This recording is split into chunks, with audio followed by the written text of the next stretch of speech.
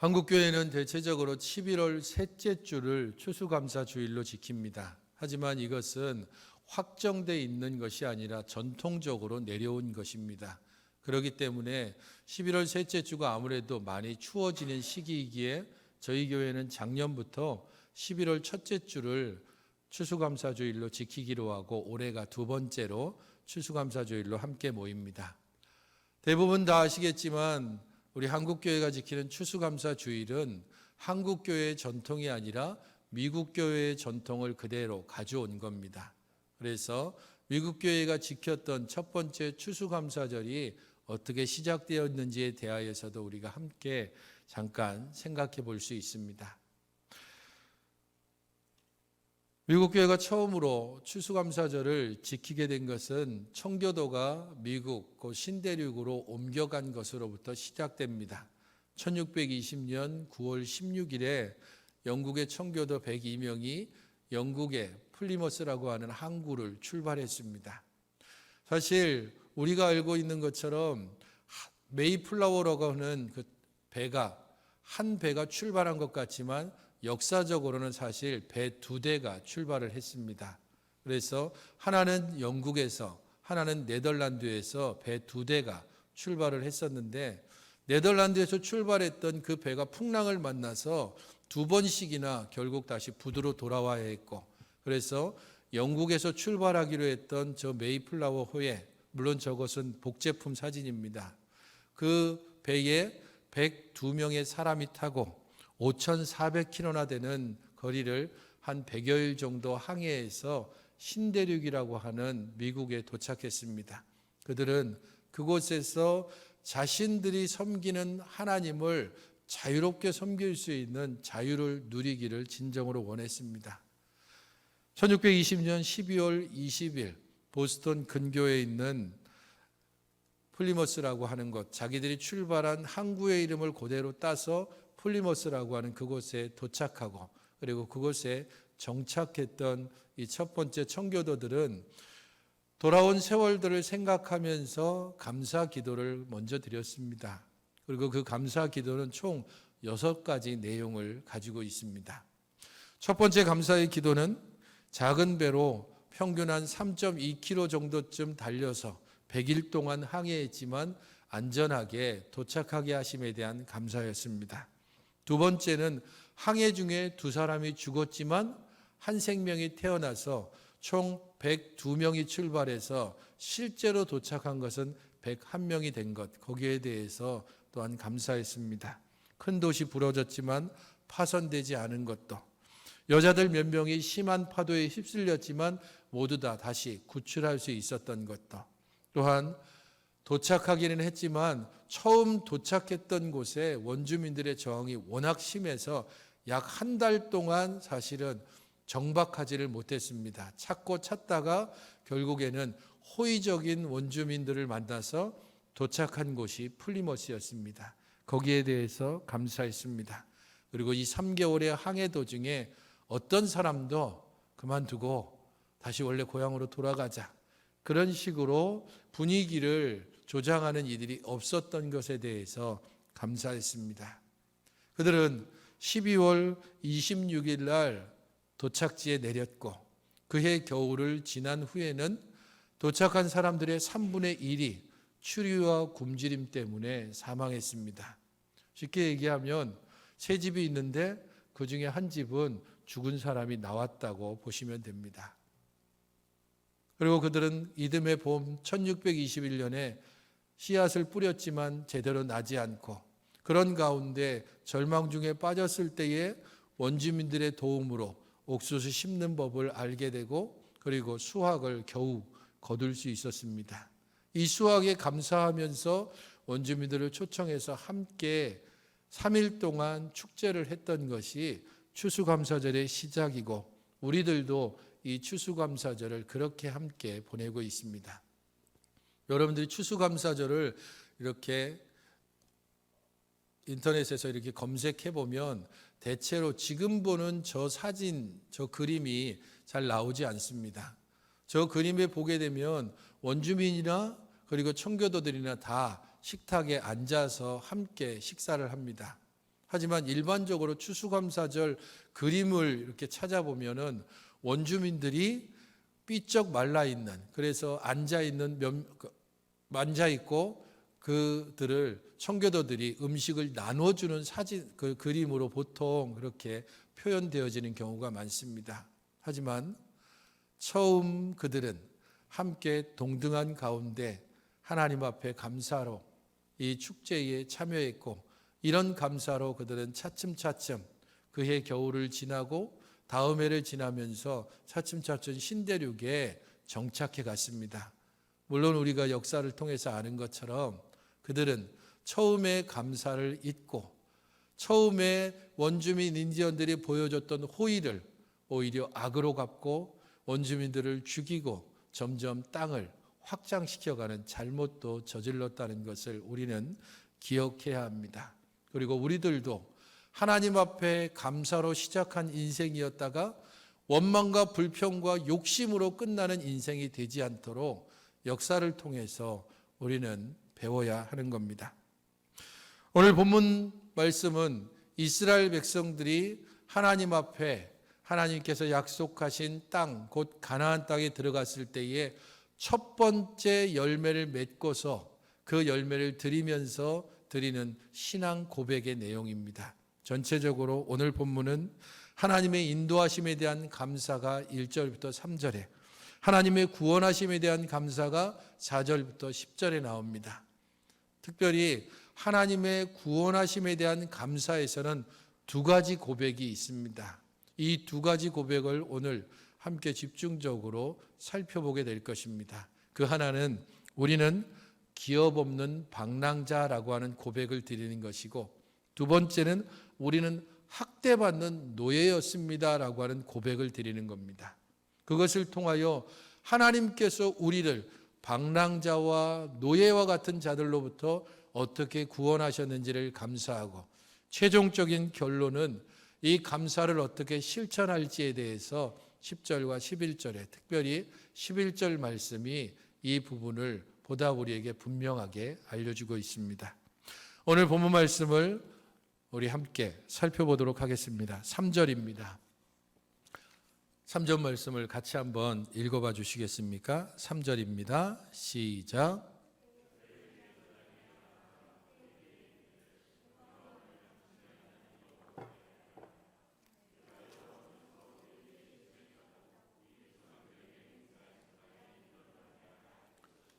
이스라엘 백성들은 지금 40년의 광야 생활을 지나고 모압이라고 하는 평지에 모여 있습니다. 앞에 요단강이 있고 그 요단강 건너편에 40년 동안 가고자 했던 가나안 땅이 앞에 놓여져 있습니다. 그러한 땅을 바라보면서 모세가 지난 세월들 하나님께서 어떻게 이스라엘 백성들을 인도하셨는지를 설교를 통해서 쭉 가르쳐주고 난 후에 그 중에 두 번째 설교 중에 들어있는 내용이 오늘 내용입니다. 너희들이 그 땅에 들어가거든, 그리고 그 땅에서 첫 번째 곡식을 얻거든, 너희들은 하나님 앞에 이렇게 고백해야 된다. 하나님의 인도하심에 대한 첫 번째 감사가 이렇게 나옵니다. 하나님, 우리가 지금 여기에 있습니다라고 하는 고백입니다. 이것은 놀라운 고백이고 감격스러운 고백일 수밖에 없습니다. 왜냐하면 지금 모세로부터 이 말씀을 듣고 있는 이스라엘 백성들은 대부분 광야에서 태어난 사람들입니다. 처음 출애굽해서 나왔던 사람들은 하나님께 온전히 순종하지 못하고 불순종했기 때문에 광야를 행진하는 가운데 거의 대부분이 죽었습니다. 아마도 지금 이 말씀을 듣고 있는 이 순간에도 광야 세대들은 하루하루 하나님의 말씀을 따라 죽음의 날들을 겪고 있습니다. 그런 그들이 하나님, 우리가 여기에 있습니다. 하나님이 약속하시고 맹세하신 땅, 우리 조상들이 가고자 했던 땅, 애굽의 노예로부터 벗어나 하나님의 크고 놀라운 기적을 경험하고도 그 하나님께 감사하지 못하고 오히려 원망함으로 죽어갔던 우리 조상과 달리 우리는 지금 여기에 있습니다라고 고백하고 그리고 하나님께 나아온다는 겁니다. 그들은 자신들이 행하지 않았던, 그리고 그들의 조상들이 한 번도 경험해보지 못했던 그러한 농사라고 하는 것을 통해 첫 번째 곡식을 가지고 하나님 앞에 드리면서 고백합니다. 하나님, 우리가 여기에 있고 바로 여기에서 하나님이 주신 이 곡식을 하나님께 드립니다라고 하는 고백입니다. 하나님께서 그 땅을 주시고 또한 그 땅에서 열매를 주셨다는 것을 보다 분명히 하기 위해서 오늘 본문 1절부터 11절에서는 주셨다라고 하는 단어가 무려 6번이나 등장합니다. 1절에도 2절에도 3절에도 9절, 10절, 11절 총 6번에 걸쳐서 내 하나님 여호와께서 주신 그 땅, 내 하나님 여호와께서 주신 열매, 내 하나님 여호와께서 주신 복, 그것을 너희들이 받았을 때에 이렇게 고백하고 이렇게 하나님께 아뢰야 한다고 말하고 있습니다. 하나님께서 가나안 땅을 주셨습니다. 하나님께서 그 가나안 땅으로 이끌어 드리기 위하여 그들을 광야 40년 동안 인도하셨습니다.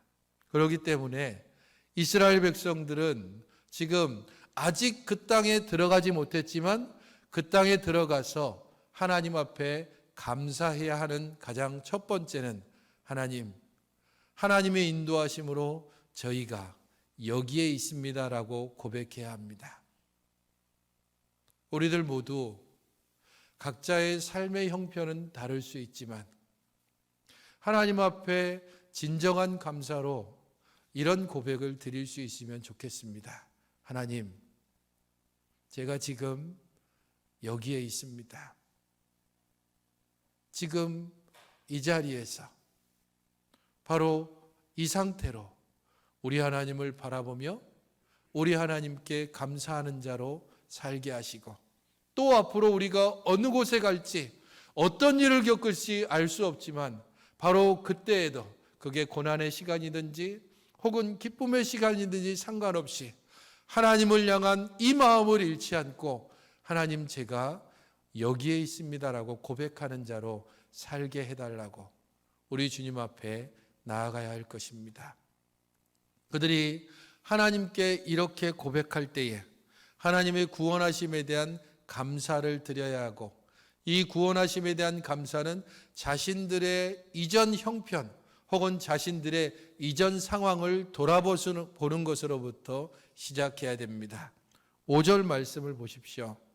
5절을 보면 너는 또 네 하나님 여호와 앞에 아뢰기를 내 조상은 방랑하는 아람 사람으로서라고 이야기하고 있습니다. 하나님의 인도하심에 대한 감사를 먼저 드리고 그 이후에 하나님의 구원하심에 대한 감사가 두 번째 시작되는 겁니다. 이 하나님의 구원하심에 대한 감사는 하나님, 저는 본래 기업 없는 방랑자입니다. 나그네입니다. 어느 곳에서도 정착하지 못하고 오늘은 이곳, 내일은 저곳으로, 올 한 해에는 이쪽, 그리고 다음에는 저쪽으로 떠돌아다니는 인생입니다. 우리들 대부분이 자기 집을 갖기 원합니다.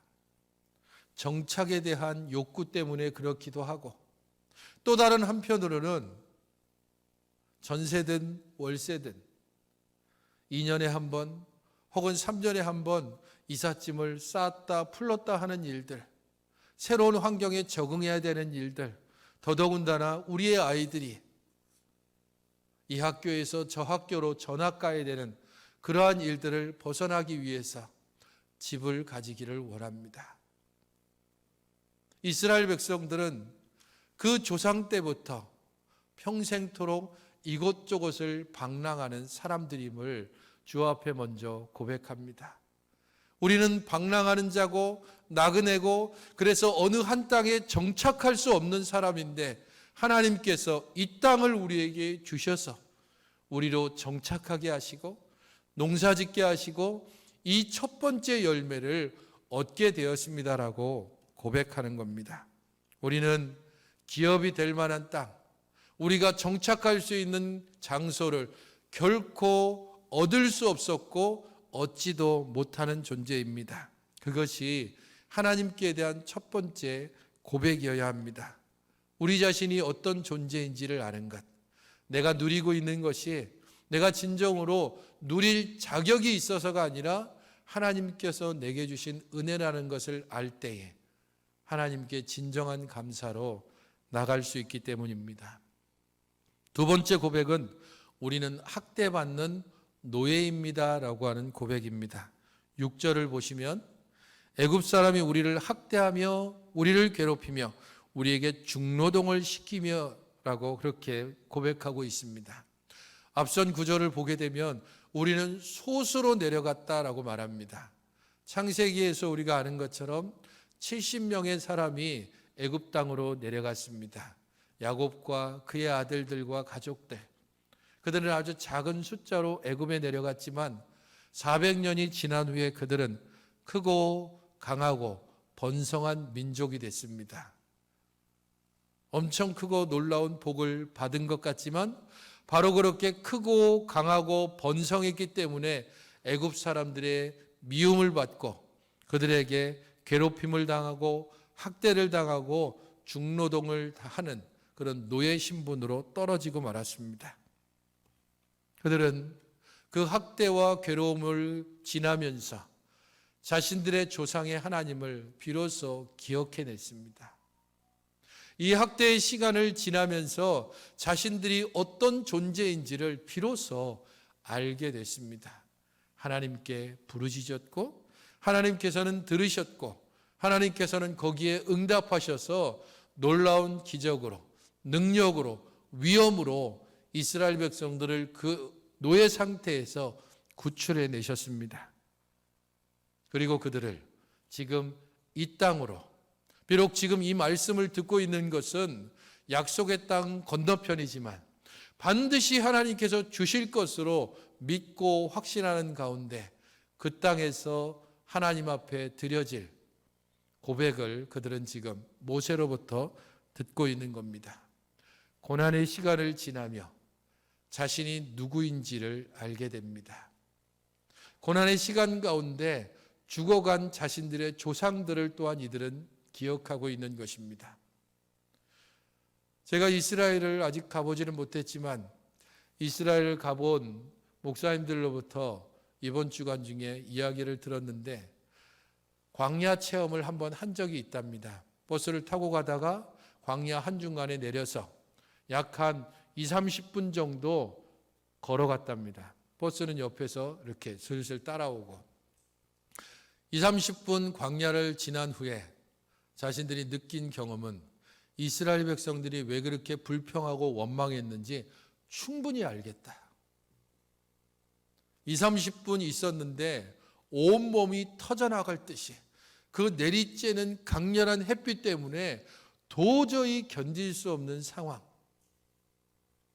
충분히 원망하고 불평하고 그냥 다시 애굽으로 돌아가자. 이 광야의 끝에 무엇이 있는지 하나님이 주겠다고 했는데 그게 1년이 지나고 2년이 지나고 10년이 지나고 내 친척, 내 친구들, 내 동기들 그들이 모두 죽어가는 것을 계속 바라보면서 우리가 이 고난의 시간을 지나야 하는가? 그냥 옛날로 돌아가자. 그렇게 불평하며 원망하는 자들이 죽어갔던 것을 똑똑히 목격한 사람들입니다. 그들은 하나님 앞에 이렇게 고백해야 합니다. 우리는 노예였습니다. 주인에 의해서 죽임을 당할 수도 있고 평생 아무런 소망이나 아무런 기업을 갖지 못한 채 말하는 짐승으로 살아가야 했습니다. 그런 우리들이 자유인으로 하나님을 섬기며 약속의 땅을 얻고 우리들이 노동해서 얻은 이 첫 번째 소산물, 그것을 하나님께 드릴 수 있게 됨을 감사하며 우리 하나님께 자신들의 예전의 신분을 먼저 고백함으로 진정한 감사를 드리게 되는 것입니다. 성도 여러분, 수정교회가 설립된 지 46년입니다. 이 46년의 역사를 거의 대부분 함께 하신 분들이 있고, 또한 그 46년의 기간에 상당 기간을 함께 했던 분들, 우리 장로님들, 권사님들이 그런 분들입니다. 하지만 또 이 시종교회 46년의 역사를 전혀 모르고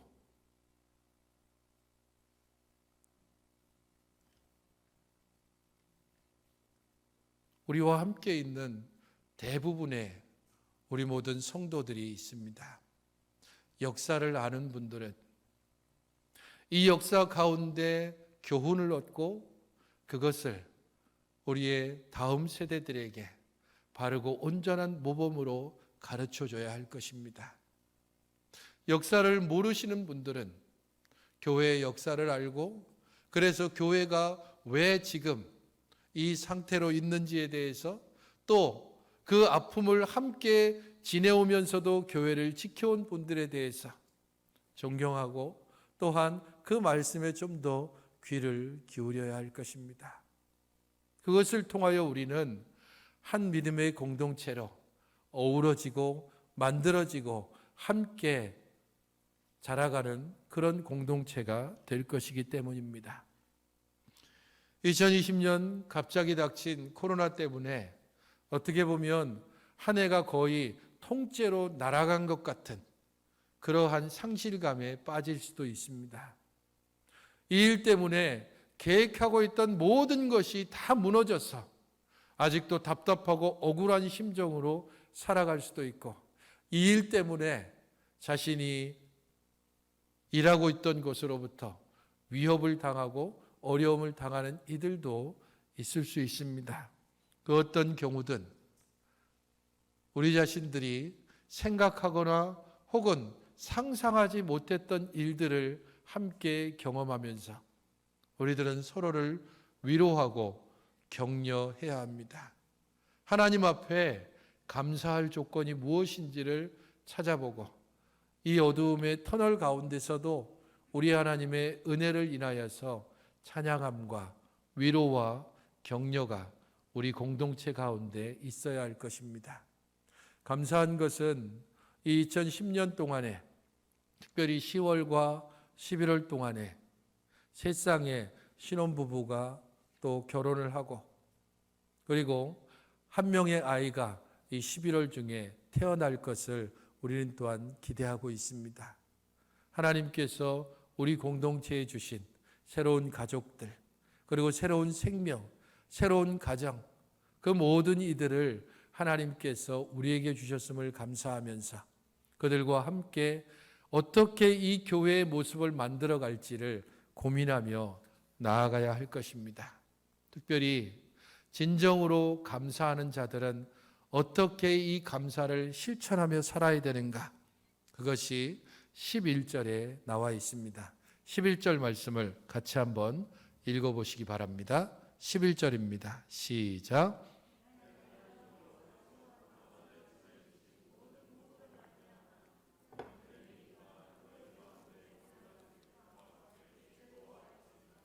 하나님께서 너에게 주신 모든 복으로 말미암아서 그것을 너 혼자 먹고 너 혼자 쓰는 것이 아니라 레위인과 객과 함께 즐거워하라라고 이야기하고 있습니다. 레위인은 이스라엘 중에 기업을 받지 못한 사람들입니다. 마땅히 권리를 주장할 수 있었지만 하나님을 온전히 섬기도록 하기 위해서 기업을 주지 않고 각 지파에 흩어져 살게 했습니다. 권리가 있지만 그 권리를 주장하지 못하는 사람이라고 볼 수 있습니다. 그들을 불러 함께 즐거워하라. 그에 반해서 객, 곧 이방인은 아예 그 권리조차 없는 사람들입니다. 이스라엘 가운데 함께 들어와서 땅을 분배받지도 못하고 이스라엘 가운데 있으면서 끊임없이 나그네의 신분으로 위협받으며 두려워하며 그리고 힘겨운 날들을 보내고 있는 객을 함께 불러서 즐거워하는 것. 하나님이 너에게 주신 복을 내 주머니 채우고 내 배 채우는 대로 끝나는 것이 아니라 받지 못하고 혹은 받을 수 있으나 더 큰 것을 위해서 포기한 이들을 불러서 함께 즐거워하고 함께 나누고 함께 섬기는, 그래서 하나님의 복이 더욱더 넓게 퍼지고 하나님의 복이 온 땅의 사람들을 온전히 즐겁게 만드는 이 복의 배가 정신을 너희들이 실천해야 한다라고 말씀하고 있습니다. 성도 여러분, 추수감사절이 되면 저희 교회는 이렇게 과일 바구니를 만듭니다. 과일을 사고 그리고 어떻게 해야 될지를 생각하고 그것을 정성스레 포장하는 일들은 누군가의 수고로 계속해서 이 일들이 이루어집니다. 이 앞에 차려진 이 과일은 저희가 먹기 위해서가 아니라 방화 일동에 있는 어려운 이웃들에게 나누기 위해서 이 과일 바구니를 만듭니다. 대부분 평생토록 과일 바구니 받는 일은 잘 없기 때문입니다. 작년에도 똑같이 과일 바구니 15개를 만들어서 동장님께 드렸습니다. 작년에는 특별히 편부모 가정을 선정해서 15가정에게 이 과일 바구니를 전달해 드렸습니다. 제일 이런저런 것들이 기증품들이 오긴 하지만 동장님 말씀에 수정교회에서 주는 과일 바구니를 정말 즐거워하고 기뻐합니다. 과일 바구니를 받는 일은 정말 특별한 경험이기 때문입니다. 올해 이 15개의 과일 바구니는 특별히 다자녀 가구 15가구를 선정해서 드립니다. 자녀들이 3명 혹은 4명 있는 다자녀 가구 중에 기초수급자나 혹은 차상위 계층 그분들을 선정해서 동회에서 그 명단을 뽑고 그분들에게 전달을 할 것입니다. 우리들 모두가 아주 작지만 교회가 할 수 있는 일들을 통해서 지역사회의 어려운 이웃들과 함께 나누는 일들을 감당합니다. 여러분들이 드려진 장학헌금은 전반기 후반기에 또 동해에서 추천한 사람을 선정해서 그들에게 장학금을 나눠주고, 추수감사절이 되면 이 과일 바구니로, 또 연말이 되면 김장을 담궈서 또 필요한 이들에게 김장을 나누어 줍니다. 여러 가지 일들을 통해서 이제 시작이긴 하지만 우리에게 주신 것이 무엇인지를 돌아보고 그것을 레위인과 객을 불러 함께 즐거워한 것처럼 우리 교회에 주신 복을 우리 자신들이 우리 안에서만 소비하는 것이 아니라 지역사회와 함께 즐거워하는 일들에 함께 마음을 모으고 또 이 일들을 위해서 더욱더 우리 자신들이 힘을 써야 할 것입니다. 성도 여러분, 우리들 모두는 하나님이 주신 것을 누리고 있는 자입니다. 그리고 그 누리는 것을 어떻게 사용할 때 진정으로 행복할지를 생각하면 좋겠습니다. 라틴의 대표 작가이기도 하고 현대 환상문학의 대가인 호르헤 루이스 보르헤스라고 하는 작가의 짧은 글을 보시면 좋겠습니다. 나는 인간이 저지를 수 있는 가장 큰 죄를 지었다. 나는 행복하게 살지 않았다. 물론 이가 고백하고 있는 그러한 고백문이 우리와는 조금 다를 수 있지만 하나님 앞에 우리도 동일하게 이런 고백을 드릴 수 있으면 좋겠습니다. 우리가 어떻게 행복할 때 하나님 앞에 죄 짓는 것이 아닌 하나님도 즐거워하고 우리도 즐거워할 수 있는지를 고백해야 합니다. 돈 쓰는 것이 행복할 때, 건강한 것이 행복할 때, 모든 행복이 나에게만 집중될 때 그것을 하나님께서 함께 기뻐하실까? 하나님이 내게 주신 것으로 감사할 때 그때에 하나님께서도 기뻐하시고 우리도 기뻐할 겁니다.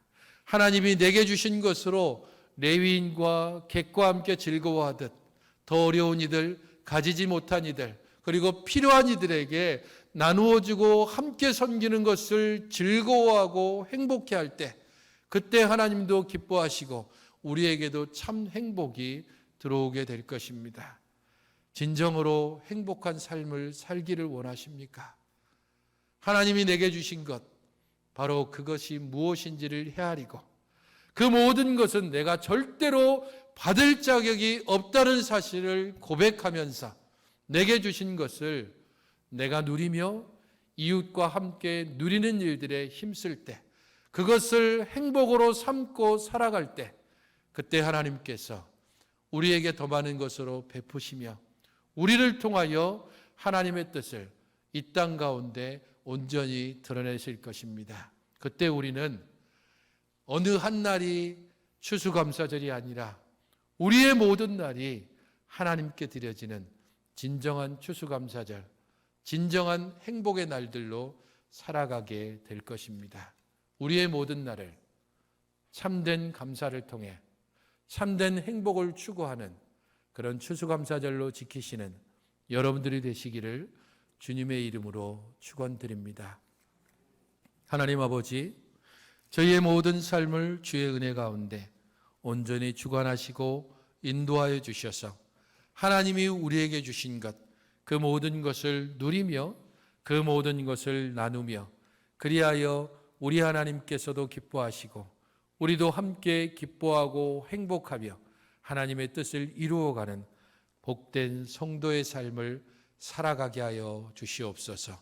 우리의 모든 날이 하나님 앞에 드리는 추수감사절이 되게 하시고 진정한 신앙의 고백을 통해 복된 삶의 열매를 맺게 하여 주시옵소서. 예수님의 이름으로 기도하옵나이다. 아멘.